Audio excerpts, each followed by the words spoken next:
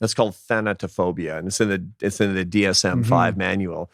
But only 20%. I mean, none of us is like, oh, hooray, death. But we're not really afraid. You and I are not afraid of death. But we almost all have our own death fear. So if you're afraid of failure, that's your death fear. If you're afraid of irrelevance or being forgotten, that's your death fear. And one of the things that I ask my students or anybody to do is to figure out what your death fear is. What is your concept of your life that you're afraid to lose? That's your death. Anybody who says, by the way, my work is my life, professional failure is your death fear.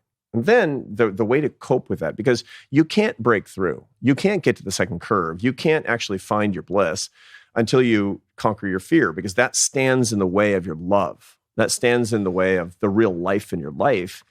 So the way that I do this has been very helpful to me, and now I do it with my students, particularly with fear of failure, because my MBA students at Harvard are ultra achievers with very little experience of failure.